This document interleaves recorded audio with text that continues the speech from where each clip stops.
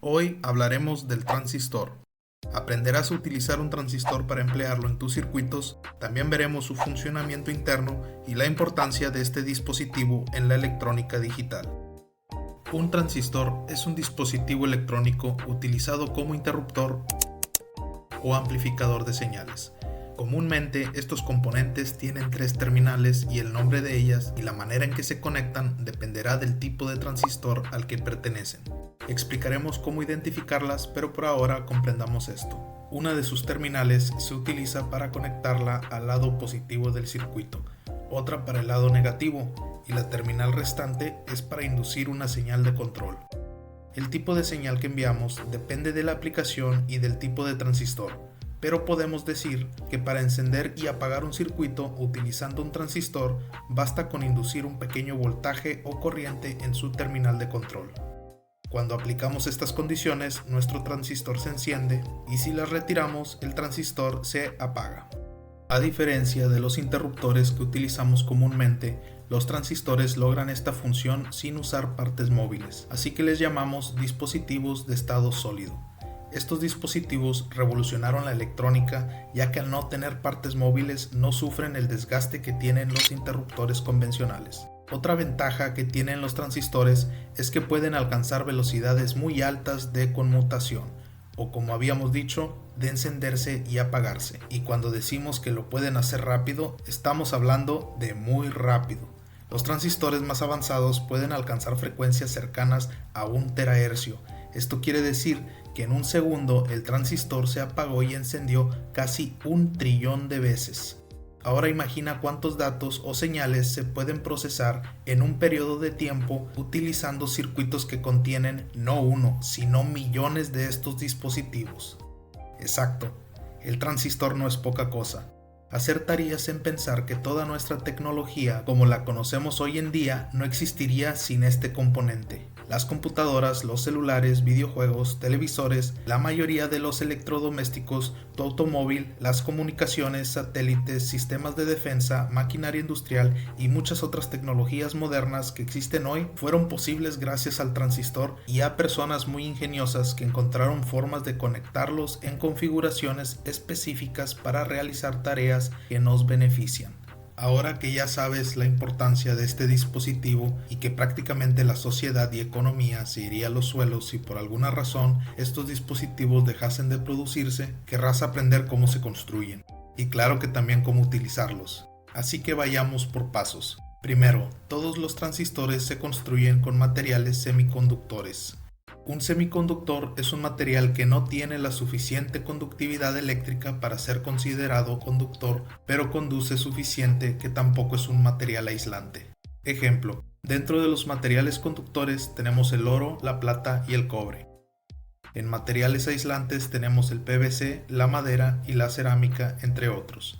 Y dentro de los semiconductores que se encuentran en medio de ambos tenemos como ejemplo el silicio, el germanio y selenio, solo por nombrar a varios.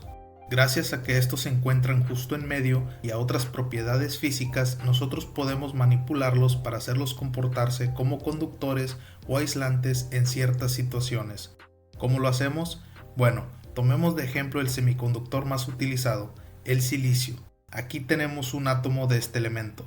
Vemos que tiene 4 electrones de valencia, en otras palabras, 4 electrones en su último nivel de energía disponibles para crear uniones con otros átomos. Este último nivel de energía puede aceptar 8 electrones en total, así que cuando nosotros fundimos el silicio y lo solidificamos, se forma una estructura molecular cristalina de enlaces covalentes, es decir, los átomos de silicio compartirán electrones entre sí para formar la estructura homogénea que tenemos aquí. De esta forma, cada átomo comparte 4 electrones de valencia con 4 átomos más, y así todos completarán los 8 electrones que acepta su último nivel de energía. Esta estructura molecular no nos sirve de mucho para aplicaciones eléctricas efectivas así como está. Para que un material semiconductor pueda conducir corriente, debe tener portadores de carga. En otras palabras, los portadores de carga son electrones libres que podamos mover con facilidad o huecos donde puedan llegar nuevos electrones. Para obtener portadores de carga, las estructuras de silicio son contaminadas controladamente con átomos de otro elemento. A este procedimiento le llamamos dopaje o dopamiento. Los elementos más utilizados para dopar el silicio son el fósforo y el boro. Cuando el silicio se dopa con fósforo, un átomo de fósforo creará enlaces covalentes con 4 átomos vecinos de silicio. Sin embargo, el fósforo tiene 5 electrones de valencia, a diferencia del silicio que tiene 4. Así que después de formar los enlaces quedará un electrón extra que no participará en ningún enlace y quedará libre para moverse. Cuando un material tiene electrones extra, le llamamos materiales de tipo N, ya que los electrones tienen carga negativa. Ahora, si en vez de fósforo dopamos al silicio con boro, creamos el efecto contrario, es decir, el boro solamente tiene 3 electrones de valencia, y al enlazarse con átomos de silicio nos quedará un espacio o hueco donde un electrón puede llegar a posicionarse. Cuando el material tiene huecos, le llamamos material de tipo P. Estos materiales ya pueden conducir corriente eléctrica por medio de sus portadores de carga, ya sea por sus electrones libres o por los huecos que tienen, y cuando combinamos estos materiales en configuraciones distintas, podemos crear diferentes formas de conducir o controlar la corriente eléctrica. Por ejemplo, si unimos un semiconductor de tipo P con uno de tipo N, pasará lo siguiente. Los portadores de carga se combinarán naturalmente en la unión. El material que tiene electrones libres lo cederá al material que tiene huecos. Esta recombinación genera un campo eléctrico y entre más electrones se recombinen, el campo aumentará hasta llegar a un punto de equilibrio. A esta parte de la unión le llamamos zona de agotamiento y se comporta casi como un aislante. Para vencer esta capa aislante debemos aplicar un voltaje mínimo polarizado directamente, es decir, el semiconductor de tipo P conectado al lado positivo del circuito y el material de tipo N conectado al lado negativo. El voltaje mínimo para que la unión PN hecha con silicio conduzca electricidad es de 0.6 a 0.7 voltios. Esto empujará los electrones con suficiente fuerza para vencer el campo causado por la zona de agotamiento. Cuando conectamos la unión PN en polarización inversa, sucede lo siguiente. Los portadores de carga negativos del material tipo N serán atraídos hacia el lado positivo del circuito, y los portadores positivos serán atraídos hacia el lado negativo, ya que cargas opuestas se atraen, por lo que la zona de agotamiento se hará más grande, impidiendo por completo el flujo de electrones. ¿Y cómo aprovechamos este comportamiento en los transistores? Bueno, existen dos tipos de transistores. Tenemos los BJTs, Bipolar Junction Transistor, o transistor de unión bipolar, y los FETs, Field Effect Transistor, transistor de efecto de campo. Dentro de los BJTs tenemos dos tipos de transistores, los transistores tipo NPN y transistores tipo PNP. Así es, las letras indican el tipo de material con lo que está construido el transistor. Tomemos como ejemplo un transistor NPN. En los extremos tenemos dos segmentos del material de tipo N unidos por uno de tipo P. Y tenemos sus conexiones colector, emisor y la base, conectadas a cada tipo de semiconductor. Cada sección del material está dopada diferente, ya no solo con cargas distintas, sino que también en intensidad del dopaje. Explicado de otra forma, aparte de doparlos positiva y negativamente, podemos decidir si va a tener pocos o muchos electrones libres o pocos o muchos huecos. En el transistor NPN, el material tipo N conectado al emisor está dopado abundantemente con átomos donadores de electrones. La base ahora se dopa débilmente con átomos receptores y la capa de este material se construye muy delgada. El colector se dopa con menor intensidad que la base con átomos donadores de electrones y se alarga su geometría. Aparte de los cambios de tipos de portadores e intensidad de dopamiento, también cambiando la geometría de los materiales podemos crear distintos comportamientos eléctricos. Veamos de qué hablamos. Cuando el transistor está desconectado, naturalmente cada sección creará sus zonas de agotamiento, pero estas varían en tamaño gracias al contraste de la cantidad de dopamiento y la geometría de la que hablábamos. En la sección base emisor tendremos una zona de agotamiento muy estrecha. En la sección base colector, ya que el material N tiene un dopaje débil y se alargó su tamaño, la zona de agotamiento será más grande.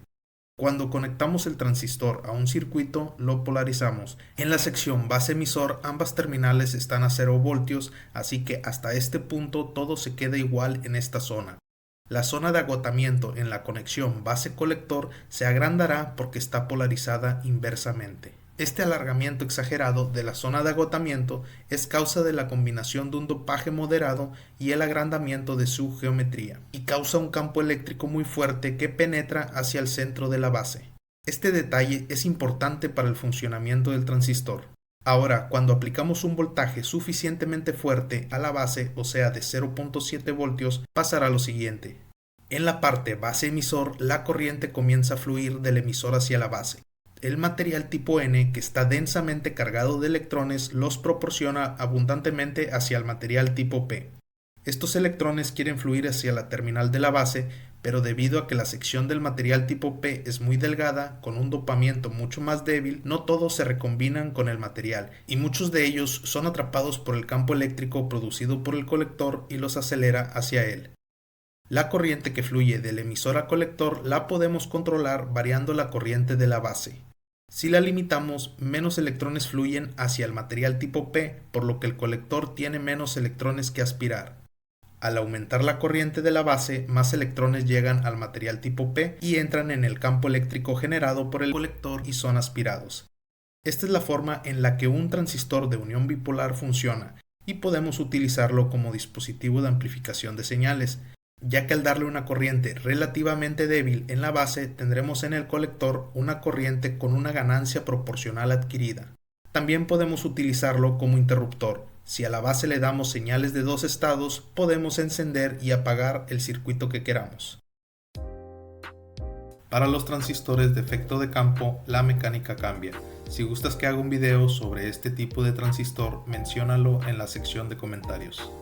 Este es el símbolo esquemático de un transistor NPN, y este es el diagrama esquemático del circuito que construiremos.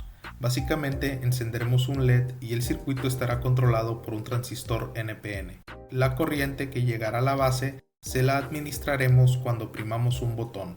El transistor que utilizamos es un transistor P2N2222A. El resto de los materiales está en la descripción del video. Podemos observar que el transistor tiene una cara plana y por detrás está curvo. Sosteniéndolo con la cara plana hacia nosotros, vamos a identificar las terminales. Del lado izquierdo tenemos el colector, la terminal del medio es la base y la de la derecha es nuestro emisor. Lo conectamos a nuestra placa de pruebas y enseguida conectamos el emisor a la alimentación negativa de la protoboard. Insertamos nuestro diodo emisor a la placa. Conectamos el cátodo del diodo al colector del transistor. Después conectamos la resistencia de 100 ohmios al ánodo del diodo. La otra terminal de esta resistencia va directo a la alimentación positiva. Decidimos dónde queremos nuestro botón y conectamos una terminal hacia la base del transistor. En la otra terminal ponemos la resistencia de 2 kiloohmios. Ustedes verán que yo utilizo dos resistencias en serie de 1 kiloohmio porque era lo que tenía a la mano. Conecten esta resistencia a la alimentación positiva. Por último, conectaremos una resistencia de 10 kiloohmios entre la base y la tierra del circuito. La razón por la que utilizamos esta resistencia es porque debemos asegurarnos que la base esté a 0 voltios siempre que no esté presionado el botón, y debe ser una resistencia relativamente grande para que cuando lo presionemos la mayoría de la corriente vaya hacia la base y no por este camino. Ahora probamos.